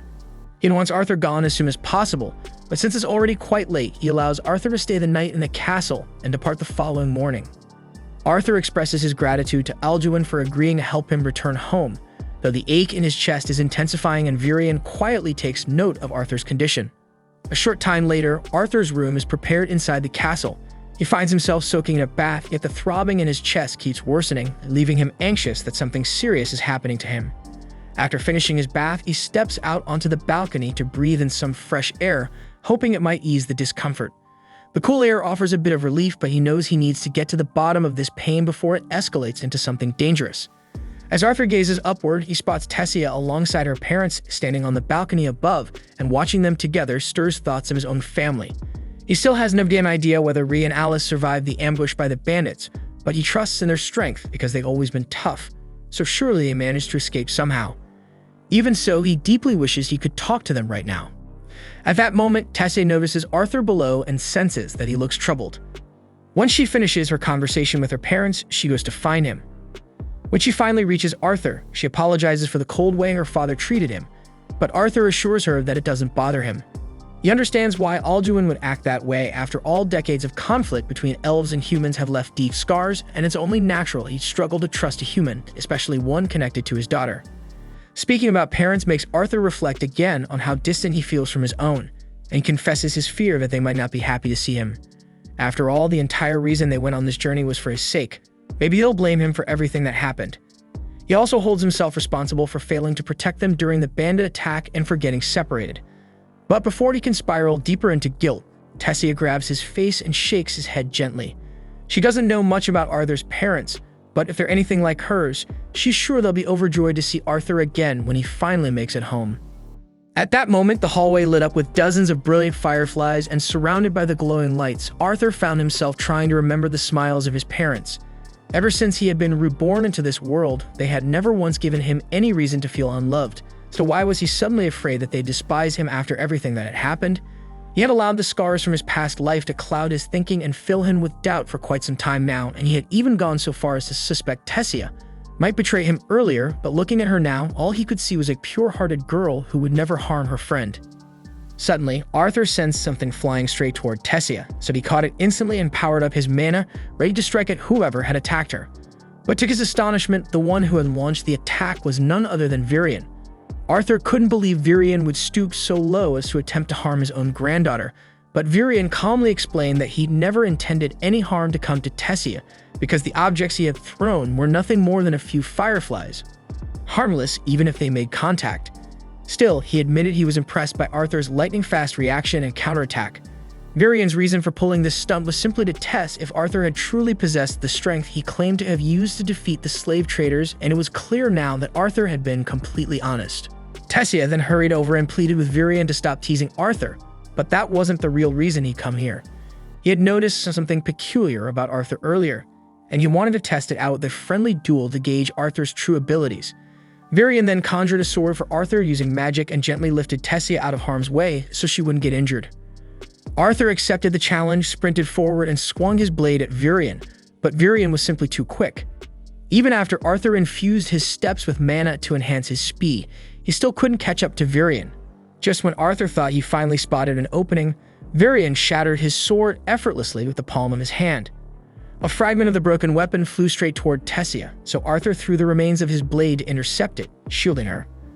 Arthur then charged at Virion wielding nothing but pure mana, yet Virion met him with his own aura. Virion's power was vastly superior, leaving Arthur little hope of winning, but Arthur wasn't the type to surrender. Even after being knocked back by Virion's force, Arthur surged forward again and managed to land a clean strike right on Virion's forehead. It didn't inflict any real harm, but Virion was genuinely impressed that Arthur had managed to slip through his guard and land a blow. Virion was eager for another bout, but suddenly Tessia pinched him on the ass and scolded him for picking on Arthur. Arthur assured her that it was alright, admitting he actually felt privileged that someone as formidable as Virion deemed him worthy of a spar. While they were still on the subject, Virion revealed that he wanted to formally take Arthur on as his pupil. Arthur was stunned and asked if Virion was being serious, but Virion wasn't one to make jokes about such things. He directly asked Arthur whether he'd accept the offer. Arthur hesitated, uncertain what to say, especially since he hadn't yet found a way to let his parents know he was alive. Virion told him that if that was his only concern, he knew a method Arthur could use to speak to his parents right away. Arthur was intrigued, but before he could respond, a sharp pain pierced his chest again, and Virion seemed to understand the cause. He explained that Arthur had inherited a beast's will, and unless he agreed to become Virion's apprentice, that beast's power would eventually claim his life. After getting hit with such brutal news, Arthur tried going to bed, but sleep just wasn't coming. The stress of being away from his family, stacked on top of the very real chance that he could die soon, twisted into a full-blown nightmare. He found himself trapped in sleep paralysis, haunted by some dark, demonic presence that wouldn't leave him alone. Suddenly, he heard someone calling his name. His eyes shot open, and there was Tessia sitting right on top of him. She'd been trying to wake him up for a while, but he kept mumbling nonsense about monsters, and now she was getting seriously annoyed. She told him to snap out of it and hurry the hell up, because Virion was already waiting for him outside, so Arthur sat up and started changing clothes. While he was getting dressed, Tessia asked if he was really planning to stick around and become her grandfather's disciple, but Arthur wasn't sure yet. It all depended on whether Virion could actually help him get in contact with his family. As far as Arthur was concerned, if he could just hear his parents' voices and let them know he was okay, that would be enough. Once he was ready, he and Tessia headed downstairs together. But the moment they opened the doors, they were greeted by the sound of Virion and Alduin locked in a heated argument, because Alduin was completely against the idea of Arthur staying in the Elf Kingdom. Letting Virion take him in as a disciple would be a direct violation of centuries of elven tradition, but Virion didn't give a damn. He liked Arthur, and he'd already made up his mind. He was taking the kid under his wing, no matter what anyone said. Tessia tried to step in and defend Arthur, but Alduin immediately shut her down. He knew she wanted Arthur to stay, and he wasn't interested in hearing her opinion. Funny enough, Virion didn't want to hear Alduin's either. He waved them both off and told Arthur and Tessia to hop in the carriage because they had somewhere to be. The ride to meet Virion's mysterious friend dragged on for so long that Tessia ended up dozing off next to Arthur. At some point, Arthur turned to Virion and asked how much longer the trip would take, but this time he called him Grandpa. That caught Virion off guard, and he chuckled at how quickly Arthur had dropped the formal tone. Still, if things played out the way he hoped and Arthur did end up living here under his guidance, then yeah, he'd basically be family anyway. Virion didn't mind the casual talk. In fact, it made him happy. Tessia had always been alone. As the only child and the next in line for the throne, most of the other kids stayed away from her. The few who did get close always ended up stabbing her in the back, and because of that, she had trouble trusting anyone. But with Arthur, she was different. Whenever they were together, she looked genuinely happy, and for that, Virion was deeply grateful. Arthur too had his own share of trust issues, but when he looked at Virion, all he saw was a warm, genuine old man, someone who felt more like a real grandfather than most blood relatives ever could. For once, he felt like he could actually trust someone. Eventually, the carriage pulled up to their destination, so Arthur gently woke Tessia, and the three of them stepped out. Arthur was itching with curiosity because whoever this mysterious person was, they had to be a big deal after all. It's not every day someone like Virion goes out of his way to visit anyone. Without wasting time, Virion stomped up to the door and started banging on it like he was trying to knock it off its hinges, yelling at Rhynia to come out already. When he leaned in to check if anyone was coming, the door smacked him square in the face. After shaking it off and pretending it didn't hurt, he introduced Rhynia as a special kind of mage, one who might be able to help Arthur contact his family. She welcomed them inside so they could get started. Once inside, Arthur looked around the place and was a little underwhelmed. It looked like a regular house, nothing fancy. Just a table with a random bucket of water on it, so he was starting to seriously question how someone like her was supposed to help. Rhynia explained that she was a seer, a rare class of mage who could look into someone's past or future. She gave Arthur a quick read using her powers and immediately sensed something strange. Parts of his past were hidden, even from her, so that alone told her he was no ordinary kid. Still, she admitted she wouldn't have understood much anyway, because seers only catch fragments of a person's story, not the full picture. But Arthur didn't come here to get his past or future read. He had one goal, to somehow let his family know he was still alive. Rhynia pushed the bucket of water toward him and told him to focus on his parents, really visualize them in detail. She began channeling her power, and within seconds, Arthur started seeing images clear as day of his mom and dad. Alice was in the kitchen, finishing up a pot of stew for dinner. It looked like way too much food for just the two of them. Ray loved that stew, but neither of them could bring themselves to enjoy it anymore, not without Arthur there. For all he knew, he had died the moment he fell off that cliff. The guilt crushed Rhys so badly that he nearly spiraled into drinking, but he had to keep it together for Alice. She was pregnant, and they had no choice but to move to the city instead of wasting time searching the wilderness. Once there, Ray picked up work fast. In just a few weeks, he somehow scraped together enough money to get them a house in the city. But no matter how much he earned, none of it meant a damn thing. Not without Arthur. Just then, Ray and Alice suddenly heard Arthur's voice. They looked around, but they couldn't see him anywhere, and for a moment, panic kicked in because they thought they were hearing his ghost. But Arthur quickly explained that he was still alive. He told them he was currently living in the elf kingdom of Eleanor, and while he wasn't exactly sure how it worked, thanks to a friend, he was using some kind of special magic to talk to them through this weird setup. He told them he wanted to come home more than anything, but right now he couldn't because there was something wrong with his body, something serious, and unless he fixed it, he wouldn't survive. Still, he swore to them that he'd return as soon as he recovered, though he had no idea how long that might take. He also begged them not to blame themselves for any of this because it had been his choice to make, and if he had to do it all over again just to keep them safe, he'd do it in a heartbeat with no regrets. Ray and Alice were overwhelmed with happiness because just hearing their son's voice again was enough to lift the weight that had been crushing them for months. But for Arthur, saying goodbye again tore him apart. His chest tightened and his eyes burned with tears. But deep down, he was grateful he'd gotten the chance to speak to them, even if just for a little while. So he made a silent promise to himself right then he'd never let them worry like that again. But to keep that promise, he needed to grow stronger. That's why he asked Virian to take him on as his disciple, but the only problem now was getting Alduin to agree to let him stay at the castle. Alduin was still firmly against it, his hatred for humans too deeply rooted to let go of. But Tessia reminded him that Arthur had saved her life, so if he kicked Arthur out now, the entire kingdom would see him as nothing but an ungrateful savage. Alduin tried to argue one last time, warning that Arthur's presence could stir up trouble in the elf kingdom, but Virian had already planned for that. He told Alduin to make a public announcement. Arthur was now officially his disciple, and with Virian's authority, no one in their right mind would dare speak out against it. That was it. Arthur was officially allowed to live in the royal palace. After the meeting wrapped up, Alduin walked over to Arthur and offered him a proper apology for the way he'd acted earlier. He admitted he still wasn't fond of humans, but Arthur didn't seem like the others. He seemed like a genuinely good kid, and more importantly, Arthur had saved his daughter. And as a father, he knew he owed him for that. So he told Arthur that from now on, he could consider himself part of their family. Arthur was honestly caught off guard by how quickly Alduin and Mariel had flipped their stance, but thinking about it, it made sense. With both Virian and Tessia backing him this hard, Alduin had probably just given in to the pressure. Arthur thanked him sincerely, saying it was an honor to be welcomed into the royal castle. But Tessia didn't let it end there. She stepped forward, arms crossed, and said this wasn't good enough. If they were truly welcoming Arthur, then she wanted him to be allowed to play outside with her with no restrictions. And since Alduin had already accepted Arthur, he didn't bother arguing, and he gave them the green light to go ahead. With permission finally granted, Tessia grabbed Arthur by the arm and dragged him out into the town, excited to show him around. Arthur, once again, was blown away by the elegance and beauty of elven culture.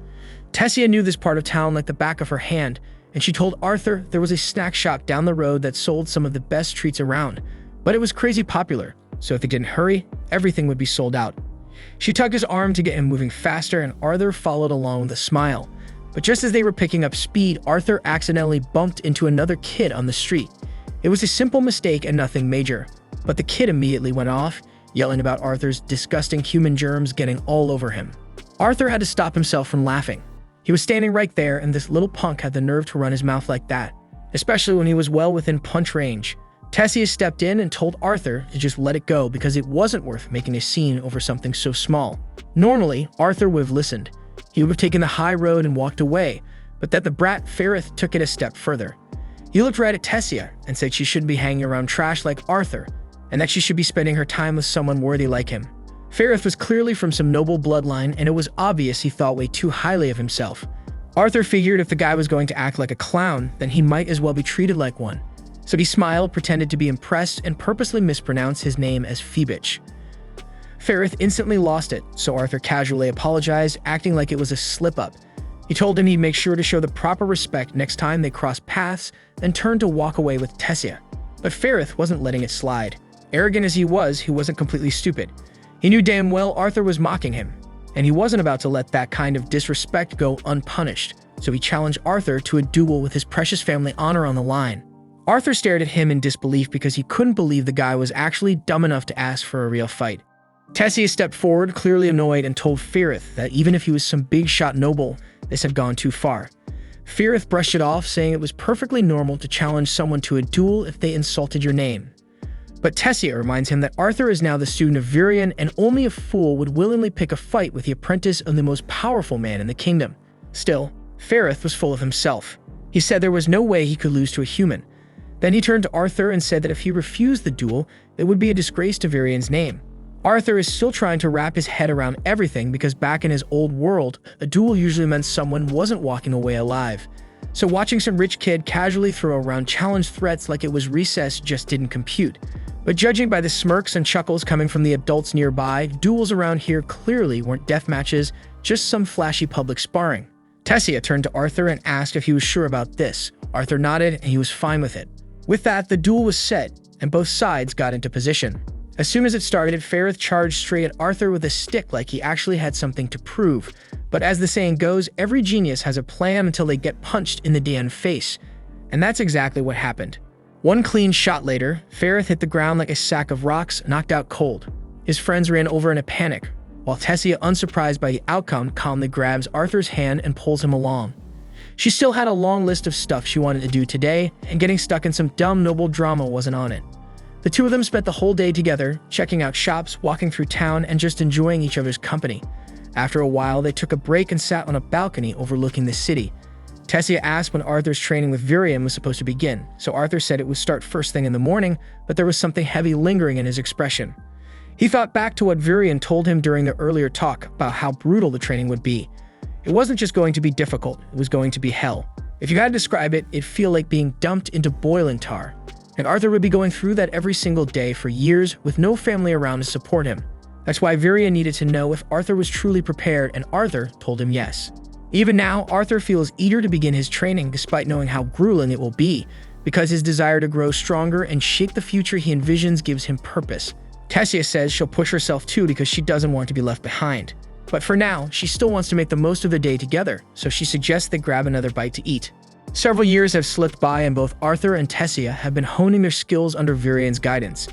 In that time, their friendship has grown closer, but with Tessia's naturally competitive streak, their training sessions often turn into fierce contests. After pushing herself hard during today's session, Tessia is completely wiped out, so while she takes a break, Virion shifts his attention to giving Arthur a deeper explanation about magic. Once a person manages to stabilize their mana flow, they become capable of casting elemental spells, specifically water, fire, wind, or earth. That said, which elements someone can control often comes down to their race. Take elves, for example. They're naturally in tune with wind spells and have strong compatibility with water and earth, but on the flip side, fire spells are a weak point for most elves. Dwarves, on the other hand, thrive when it comes to fire and earth manipulation but tend to struggle with water and wind. Meanwhile, humans are the wild card, technically able to learn all four elements, though each person's affinity will vary based on their training and natural leanings. Tessia wakes up and raises her hand and asks why Arthur hasn't been working on his mana core if it's supposedly that crucial. Virion replies that Arthur's body can't handle it just yet because he's carrying a beast will inside him, and although that grants serious power, it also messes with the bond between his body and mana core. That's what's been causing the tight pain in his chest, so he needs to reintegrate his core before he can start any proper mana training. Tessia teases him and says this technically means she's stronger than Arthur at the moment, and Arthur snaps back that of course she's stronger because she's using mana with every attack she throws. Among elves, being able to awaken mana before the age of 10 is considered a big deal, but Tessia managed to do it at 9, which is why she's been able to train beside Arthur for so long now. Anyway, since Arthur's physical training has come far enough, Virion tells him the next step is to awaken the beast will inside him. If it works, that pressure in his chest should vanish completely. Becoming a beast tamer is a major step, and Arthur thanks him before asking him to get started right away. Arthur sits down to begin the process while Tessia watches anxiously, unsure if this is really safe for him. Virion admits Arthur might feel a little discomfort, but insists it won't be anything extreme. However, the moment Virion begins the ritual to awaken the beast will, Arthur lets out a scream of agony. The energy blasting out of his body is so intense that it sends both Virion and Tessia flying backward. The awakening process technically worked, but the sheer strain it placed on Arthur's body caused him to black out instantly, leaving both Virion and Tessia anxious. They carried him back to the palace and laid him down so he could rest and recover. When Arthur finally opens his eyes, the first thing he sees is Virion sitting quietly beside the bed. Virion asks if he's feeling alright, and Arthur replies that he's doing okay. Varian then asks if there was anything unique about the beast will that might explain such a violent reaction, since what happened during the process was far from normal. Arthur originally planned to keep his encounter with Sylvia a secret, but at this point, hiding it wouldn't do any good. So he comes clean and tells Varian that the beast will was gifted to him by a dragon. Varian freezes, stunned by the answer, and though it sounds hard to believe, he can't ignore that the power radiating from Arthur's beast will feels exactly like dragon magic. He looks Arthur dead in the eye and warns him never to speak of this to anyone, because if news ever got out that he carried a dragon's will, it would draw all kinds of dangerous attention. With that warning out of the way, Varian informs Arthur that he's expected to return home in 4 months. This catches Arthur off guard since he thought he still had another 2 years before the next inter-race council meeting. But it turns out that cultural exchange was arranged recently, and in 4 months, the portals to Xaris City will open. Arthur immediately asks if Tessia is aware of this, because she'd be heartbroken if she found out last minute that he was leaving. Varian assures him that the king and queen are already speaking with her about it right now. Later that evening, Arthur is lying in bed, staring at the egg that Sylvia entrusted to him, trying to wrap his head around the fact that he'll have to say goodbye to Tessia in just a few months. Suddenly, he notices the egg starting to crack, and within seconds, a tiny dragon hatches and climbs out. Arthur panics for a second, but the baby dragon looks more adorable than dangerous, so he gently lifts it. Then out of nowhere, the little thing chomps down on his arm. Arthur flinches and drops it, wincing in pain, but when he glances at his arm, instead of bite marks, there's a glowing crest forming. That mark links Arthur to the newborn dragon, allowing him to sense its thoughts, even if he can't completely interpret them yet. Since he'll be the one raising it, he decides to give her the name Sylvie, in honor of her mother Sylvia. Arthur drifts off again, but a few hours later, Tessia quietly slips into his room. She wants to talk about his upcoming departure, but as she lifts the blanket to wake him, she spots Sylvie curled up next to him and instantly forgets what she came in for. Arthur jolts awake, initially thinking something serious had happened. But the second he realizes Tessia is just gushing over Sylvie, he rolls back over and dozes off again. Later on, Arthur and Tessia make their way to the training grounds for another session with Varian, and Tessia is pulling every trick she can to win Sylvie over. But after squeezing her half to death earlier, Sylvie is keeping a healthy distance from Tessia. They eventually meet up with Varian, and the moment he catches sight of Sylvie perched on Arthur's head, he nearly loses it because he never thought he'd lay eyes on a real dragon in his lifetime. While Tessia keeps trying to cuddle the little dragon, Arthur tells Varian that Sylvie hatched shortly after the beast will awakening the day before. He wonders aloud if keeping her close could cause issues, since people might start asking questions if they figure out what she really is, but Varian tells him not to worry. Dragons are seen as fairy tales nowadays, so no one would ever assume his companion is actually one. All Arthur needs to do is claim Sylvie as some rare creature with dragon-like features. Putting that aside, it's time to begin the day's training. Varian turns to Arthur and explains that now that he has awakened his beast will, he'll have to start strengthening both his mana core and beast core together. And the most effective way to train both is through live combat, so without another word, Varian begins to shift form. Once he finishes transforming, he tells Arthur that the training starts now. Arthur gets ready for a hit, but Varian just takes a single step and disappears. Arthur raises his guard, but he has zero idea where the attack will come from, and he can feel Varian is still nearby. But tracking him is completely impossible. His movement is unreal, and while Arthur would love to admire it, he'd rather not get completely wrecked for the sake of a demo. So he quickly throws his hands up in surrender. The moment he does, Varian materializes behind him. Arthur turns around and complains that fighting him is completely unfair. Varian could pull off a full 40-hit combo right then, and Arthur still wouldn't have seen it coming because Varian's beast will is tied to the Shadow Panther, allowing him to manipulate wind with such surgical precision that he can mute every sound his body makes. Varian's transformation is seriously impressive, but it's far from flawless because it drains a massive amount of his mana. Not that he planned to fight Arthur using that form anyway. He really just wanted to flex a little, and now that he's finished showing how strong a beastful can be, he conjures up a sword for Arthur so they can get to the real training.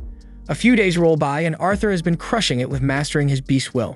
That annoying pain in his chest hasn't come back, and his body's been trained to the point where he can now keep up with Varian's shadow mode. But outside of training, Arthur spent most of his free time hanging out with Tessia, like any normal kid. Later on, while Arthur and Tessia are out for another stroll, Arthur runs into Ferrith in the street. He doesn't recognize him at all, which ticks Ferrith off, and he demands a rematch. Obviously, that goes about how you'd expect, and a second later, Ferrith's on the ground while his buddies stand over him wondering how he got folded so fast. Arthur still doesn't remember who this guy is, so Tessia reminds him that Ferrith's the same brat who challenged him to a duel years ago. Arthur remembers that day being a blast, so he reaches out to help Ferrith up as a gesture of peace, and Ferrith accepts, since he's over trying to fight Arthur now. Arthur asks Ferrith if he and his crew are going to be part of the upcoming cultural exchange, and Ferrith proudly confirms that he was selected thanks to his amazing skill. But the truth is, all the noble kids were automatically chosen to go. If that's the case, Arthur wonders if Tessia will be attending too, but apparently not. Ferrith says the royals don't want to risk their delicate little princess getting snatched again, which is fair, but Tessia is not having it. She clocks Ferrith in the face and accidentally launches him, knocking him out cold. The whole thing looks terrible, so Arthur quickly grabs her and bolts before a crowd forms.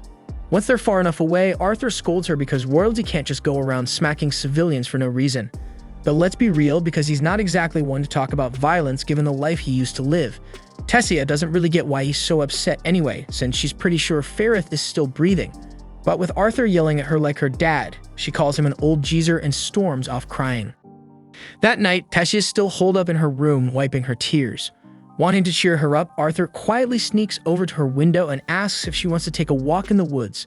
Tessia agrees, and while they're strolling beneath the trees, she asks if this is really okay. Arthur reassures her that if they run into any troublemakers out here, they're more than strong enough to handle it or run. Besides, the view under the stars makes the risk worth it. Arthur glances at her and asks if she's starting to doze off, and while Tessia's barely holding it together, she insists she's totally awake. Arthur says she can knock out if she wants to, but she reminds him that this might be her last chance to hang out with him like this, so she's not going to waste it sleeping. Still, she's so tired she starts imagining creatures peeking from the trees, and Arthur can't help but tease her for still being scared of spooky stories at her age. Tessia claims she's not afraid of ghosts, she's just shivering from the cold, that's all, and she throws more logs into the fire to warm up. Then she asks Arthur to tell her more about the human kingdom to help keep her awake, but Arthur admits he doesn't really know much. He's never actually been there. Tessia tells him she wishes he'd just stay here forever, and Arthur says he'd love to, but if he did, he'd never get to see his family again. He wants to keep the conversation going, but by the time he looks over, Tessia is fast asleep. So he settles down too, letting the night wind down. The day of Arthur's departure finally arrives, but before he goes, Gurion gives him a parting gift. It's a special compass, one that can always guide Arthur back to the Elf Kingdom if he ever decides to return. Arthur thanks him, but then notices something strange, that Tessia isn't there. He asks around, but no one's seen her. It turns out she couldn't bring herself to watch him leave. The portal is open now, and Arthur steps toward it. But before he can go through, he hears someone shouting his name, and it's Tessia. She's sprinting down the road, trying to reach him, but she trips halfway there. Arthur rushes over, kneels beside her, and holds out his hand. As she takes it, she starts talking a mile a minute, telling him he better not do anything reckless while he's away or she'll never forgive him. Arthur knows she's scared for him, so he pulls her into one last hug and quietly tells her he's really going to miss her. The next day, Arthur arrives in Cyrus City and he finally reunites with his family, and to his surprise, finds out he has a little sister now. Her name's Eleanor, and apparently Alice and Ray have been telling her stories about him for years, so she's beyond excited to finally meet her big brother. They all head inside, and the moment they sit down, Alice starts asking if Arthur's really okay. The last time they spoke, he told them he was sick, so she's understandably worried and wants to know if he actually got better. Arthur assures her that he's fine now and there's nothing to stress about. But he knows they deserve answers, so he sits them down and tells them everything he's been through since the day they got separated. Of course, he leaves out the parts about meeting Sylvia and receiving her beast will. Instead, he focuses on how he met Tessia and the time he spent in the Elf Kingdom getting treatment for his condition. Alice still looks concerned and asks him again if he's really okay, because if his sickness ever comes back, there's no way they could help him in a place like this. Arthur tells her not to worry, it won't come back. But since he can't tell them the truth about the beast will, he makes something up, saying his illness was caused by awakening his mana core too early, which made it unstable. Lying to his parents isn't something Arthur feels good about, but until he's strong enough to handle whatever danger might come from the truth, it's safer this way. That's when Rhys spots Sylvie and asks Arthur where he found her. So Arthur plays it cool and lies again by saying that he found Sylvie in a mana beast's cave and decided to take her in as his pet.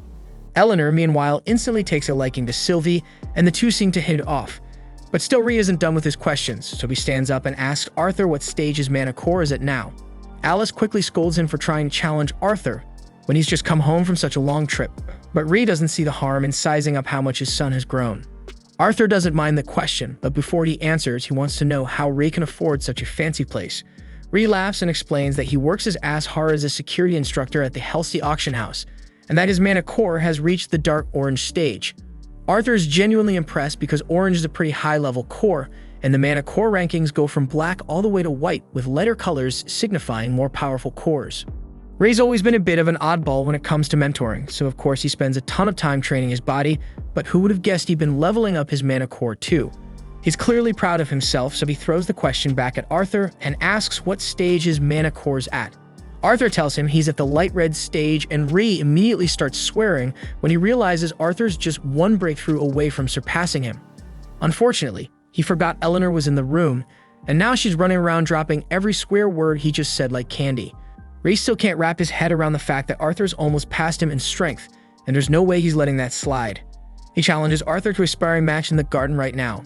Arthur agrees without hesitation, but just before they can head out, the living room doors fly open and Vincent walks in, asking if Ray's kid is back yet. Ray introduces the man as Vincent Helsty, the guy who owns the auction house Ray works for, so yeah, basically Ray's boss. Vincent and his wife Tabitha are both excited to finally meet Arthur since they heard a ton about him. Arthur greets them politely and Vincent's already impressed, mostly because there's no way Arthur picked up those manners from Ray. Anyway, Vincent and Tabitha introduce their daughter Lilia, and at first she's kind of quiet around Arthur. But the second she sees Sylvie on his shoulder, she completely melts. She asks Arthur if it's okay to pet Sylvie, and once he says yes, she immediately starts snuggling her like she's the cutest thing she's ever seen. While she's busy cuddling the baby dragon, Ray leans in and reminds Arthur that technically Vincent owns the house, so they should probably ask before they end up wrecking anything. Vincent gets instantly nervous when Ray mentions wrecking, and his fears are confirmed the moment he finds out Ray and Arthur are planning to go head-to-head in the garden. Everyone moves outside to watch the match, but Vincent can't help asking if it's really okay for Arthur and Ray to fight. He's still struggling to believe that a kid Arthur's age has already reached the light red core stage. Alice, however, knows her son better than anyone and says that Arthur's always been a fast learner, and besides, it's not like he has any reason to lie. So Tabitha just tells Vincent to relax and enjoy the match. What no one knows, though, is that Arthur could have hit the orange stage years ago. But while he was training with his beast will, he wasn't allowed to touch his mana core at all. Still, he's more than ready to put on a show, because Arthur's got a few new tricks he's been dying to use. As soon as the match starts, Arthur and Ray go straight into trading blows, and Ray's immediately impressed by how much stronger Arthur has become. But he still has the upper hand when it comes to raw strength. After a few quick exchanges, distance opens up between them, and Ray grins as he says he's ready to crank things up. He covers his hand in flames and warns Arthur that he can still call it quits if he wants. In this world, every mage has an elemental type they're most compatible with, and for conjurers, manipulating that element is simple, but augmenters, not so much. That is, unless they hit a high enough level, and once they do, they can identify their elemental affinity and use it to enhance their physical attacks. Ray's fire-imbued strikes make him a lot tougher to deal with, so Arthur decides it's time to stop holding back. So he starts channeling mana straight into his arms. When they clash again, they're much more evenly matched, but Arthur still gets launched back from Ray's sheer power. Even so, all the combat theory Arthur carried over from his past life made his training under Virion ridiculously effective. He ended up mastering fire magic early on, and once he did, Virion told him to push further, to start aiming beyond standard elemental control. Arthur focuses his mana again, but this time electricity starts sparking around his body, and he's generating lightning now. Ray is stunned because he can't believe Arthur's really using an advanced form of fire magic, but Arthur's not done yet. While channeling lightning, he also starts manipulating water from the nearby fountain, curving it behind Ray for a surprise attack. Ray manages to block it just in time, but now he's truly floored. Arthur's using both fire and water elements at once. He couldn't be prouder, so he grabs Arthur in a hug, asking him where he picked up those skills and whether he's hiding even more tricks up his sleeve. Arthur explains that he just started working on lightning magic recently, and while his control still needs work, he's making steady progress. That's when little Eleanor comes sprinting onto the field to check on both Arthur and Ray, and over at the sidelines, Vincent and Tabitha are still completely speechless. Because let's be honest, no normal kid should be able to pull off what Arthur just did. Later that night, everyone gathers around the table for dinner, and Vincent just won't stop going on about how amazing Arthur is, so Ray grins and says he knew Arthur was something else ever since he awakened his mana when he was just 3. Vincent nearly chokes on his drink because that's ridiculous. Even the most talented mages usually don't awaken their mana until they're about 8. Then again, most of them also don't blow up their house in the process. Ray bursts into laughter remembering that moment, though maybe he laughs a bit too hard because he ends up tipping over in his chair. Right after that, Vincent stands up and suggests Arthur should apply to XRS Academy. Ray had never really thought about that before. After all, Cyrus is usually reserved for wealthy and well-connected mages. But Tabitha agrees with Vincent and says they'd even be willing to sponsor Arthur's tuition because someone with talent like his is bound to go far. Alice looks hesitant to accept though, because she knows they've already done so much for their family, and now they want to pay for Arthur's education too.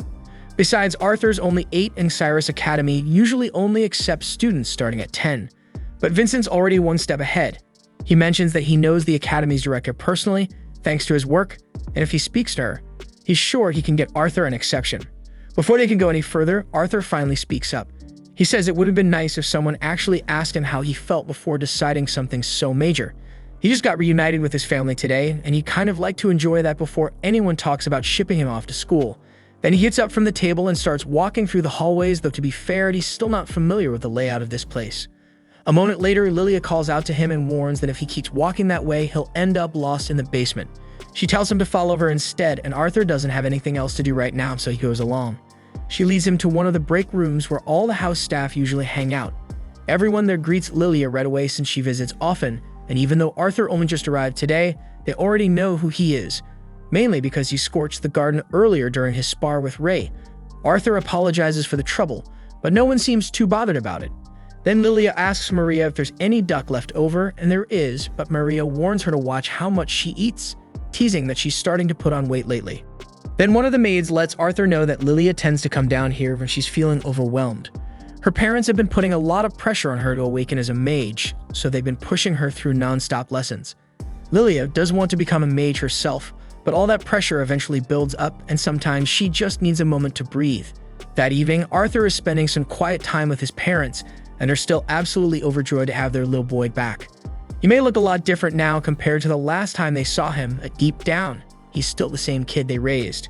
With Arthur's talent, it's pretty clear he's going to be an incredible mage someday, but even if he wasn't, they'd still love him just as much.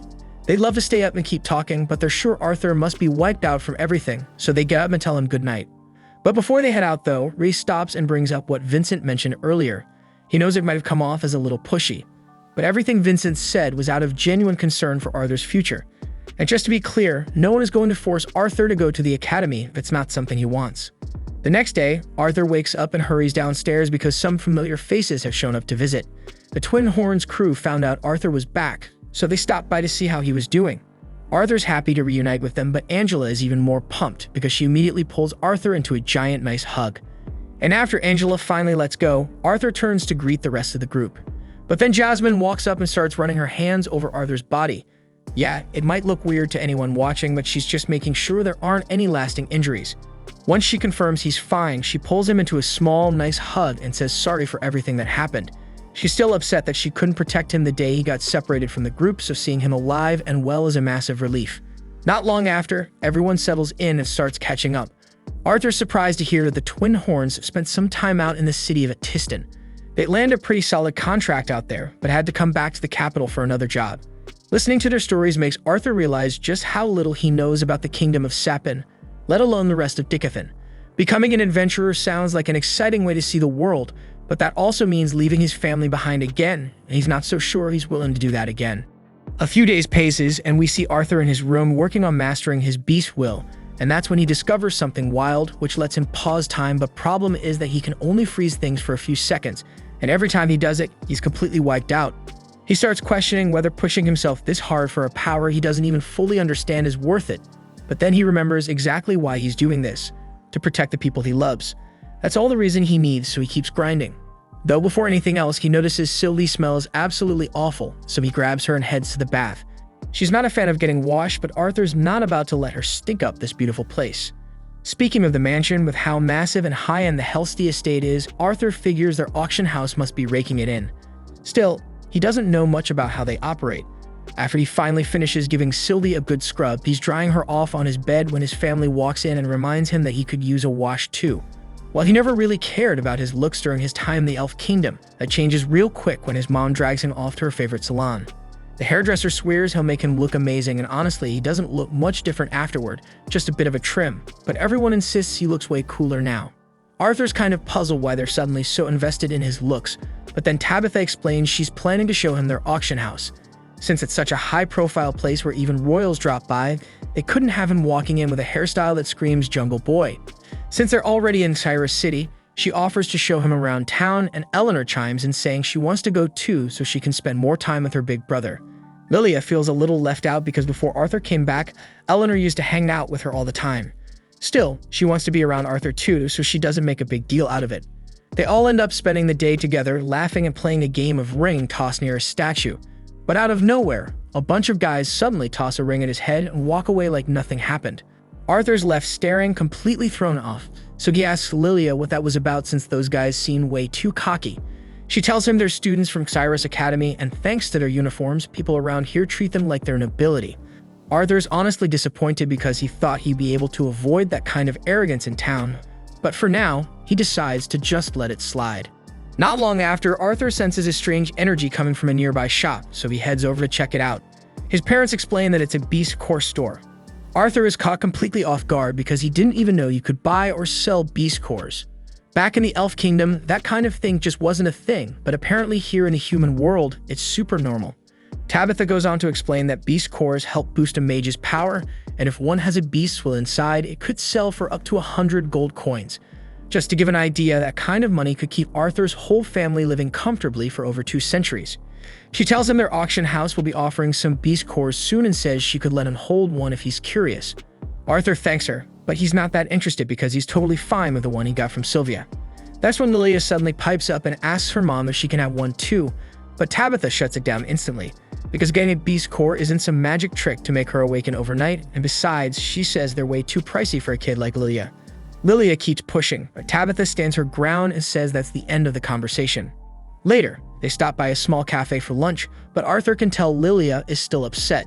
From what was said earlier, it's clear Tabitha wants Lilia to take her time with awakening, but something's bugging Lilia because she seems like she's in a hurry for a reason. Arthur's about to ask what's going on, but then he looks around and realizes Lilia's not even there anymore.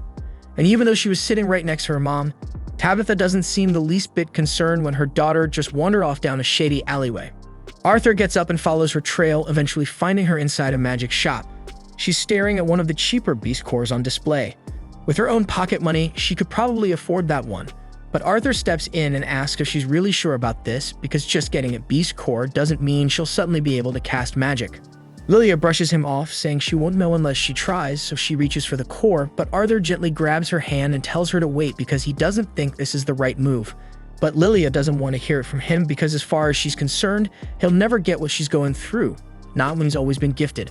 Lilia quickly pulls away from Arthur, but in doing so, she accidentally bumps into someone behind her, and it just so happens to be one of the ex-Cyrus punks from before. She immediately apologizes, saying it was an accident, but the guys got way too much pride to let that slide. The group of them start gearing up to pick a fight. The shop owner hears the noise and comes out to check what's going on. At the second he sees those ex-Cyrus uniforms, he nopes out and heads right back into his office, clearly wanting nothing to do with those troublemakers. Now the Academy boys figure they've got a free pass to do whatever they want, and first on their list is burning Arthur and Lilia. Lilia immediately hides behind Arthur, and while Arthur would have liked to settle this without a scene, these guys clearly aren't the talk-it-out type. He gets ready to knock them down a peg, but right before anything can happen, Tabitha and Alice arrive and order everyone to drop their magic right now. The boys try to brush her off at first, asking who the hell she thinks she is. Even the shopkeeper runs out and begs Tabitha not to tick them off, saying they could level the store if they wanted. But Tabitha doesn't back down and makes it clear, if any one of them so much as lays a hand on the Helsty family's daughter, they're done. The moment they realize who Lilia is, they all start freaking out. The Helsty family is one of the Academy's biggest donors, so if the director hears about this, they're out for good. They scramble to leave, not daring to cause more problems, but one of them still manages to throw a final insult, calling Lilia a worthless, spoiled brat before storming off. Everyone heads back home, and when they get there, they explain everything to Vincent. He's stunned to hear that Arthur and Lilia almost ended up in a full-on fight with Academy students, but he's relieved Tabitha stepped in, because knowing Arthur, there's a good chance he would have gone too far and seriously hurt them. Lilia quietly apologizes for the mess, but Vincent tells her it's okay. She didn't do anything wrong, and with how much he's donated to the Academy, this won't hurt her chances of getting in. He even adds that Arthur doesn't have to worry either, but Lilia immediately takes it the wrong way, thinking that her dad wants Arthur to take her place instead. Her parents try to explain that's not what they meant, but she's so overwhelmed by her own doubts that she believes they see her as a disappointment. She yells that she hates both of them and takes off, leaving everyone completely stunned. After a few hours, when it's time for dinner, Arthur heads up to get Lilia, but her room's empty. When she was little, Vincent would always share stories about the academy, so Lilia had been looking forward to it for as long as she could remember. That excitement eventually turned into impatience, but she couldn't apply until her mana awakened, and it's been taking longer than anyone expected. Her parents kept telling her not to stress over it, but once she saw Arthur mastering magic at such a young age, she couldn't help but feel like she was falling behind. Arthur finally tracks her down in the staff break room, sitting quietly. He wants to say something that'll lift her up, but the last thing he wants is to sound condescending, so for a second, he hesitates. But before he even says a word, Lilia beats him to it and apologizes for being jealous. After he showed off his power, her dad started giving him all this attention, and even though she doesn't blame him, it still hurts because she feels like she's the problem, like she's the one who fell short. Arthur gets it because he knows exactly what it's like to wrestle with that kind of doubt, so he grabs her cheeks and tells her straight up that she's not a disappointment. He's seen how hard she's been working, and he knows her parents see it too. They're proud of her, and some overpowered freak like him isn't going to change that. Lilia lets out a laugh, realizing how ridiculous she's been acting. Her dad just wants her to become a mage so she can be happy. That's why he's been pouring money into making sure she gets into the academy. She gets that her parents don't want her to burn herself out, but the more Vincent does for her behind the scenes, the more it makes her look like some pampered rich kid in everyone else's eyes. Arthur gets where she's coming from, so he offers to help. He asks her if she really wants to use magic, because if she does, he knows a way to speed things up. Later that evening, Arthur tells Lilia's parents that she's left the house and they're caught off guard. They immediately ask what happened, so Arthur explains that he sent her off to train to help her awaken her magic. And just in case they're worried, he assures them that the people she's with are trustworthy and kind. Still, Vincent and Tabitha demand to know why he'd do something like that without talking to them first. Arthur says it wasn't his decision alone, Lilia wanted it that way. If she'd had to say goodbye face to face, her nerves might have gotten the better of her. But she didn't leave without a word. She wrote them a letter, and Arthur hands it over to worried Dad. The letter says Lilia always felt like a failure for not being able to use magic, but no matter how long it takes, she's going to keep training until she becomes an incredible mage. Until that day comes, she won't come home, so she asks her parents to stay safe while she's gone. Hearing that, Vincent drops his knees, crushed because deep down he knows this is his fault. He's the one who drilled it into her that becoming a mage was the only way to be happy. But the truth is, magic or not, she's his daughter, and he could never see her as worthless. Right after he says that out loud, Arthur turns and calls Lilia to come out, and to Vincent's complete shock, she walks in from behind the door. She'd been there the whole time. Confused, Vincent asks what's going on, and Arthur steps in to explain. He starts by saying sorry for tricking them, and he knows how terrifying it must have felt to think Lilia ran away, and he truly regrets scaring them like that. But he did it to help Lilia see something that her parents would love her no matter what, even if she never learns to use magic. Vincent hears him out, and instead of getting mad, he realizes how blind he's been all this time. So he walks over to Ray and Alice and apologizes for trying to push Arthur straight into the academy the moment he came back. Then he turns to Lilia and tells her he's sorry for making her feel like she had to be a mage. He says she doesn't need to go to the academy. She doesn't need to become anything she doesn't want to be, she just needs to be happy, and that's all that matters. Lilia is grateful, but she explains that she still wants to enroll. Even if it takes a couple more years for her mana to awaken, she wants to get there on her own terms. She wants to become a mage, not just for herself, but to use her powers to help others feel joy. Arthur hears that, and if that's what she really wants, he promises to help her awaken her mana. Since he's doing it for Lilia, Arthur figures he might as well help Eleanor too. So the two of them sit in the middle of the room ready to start.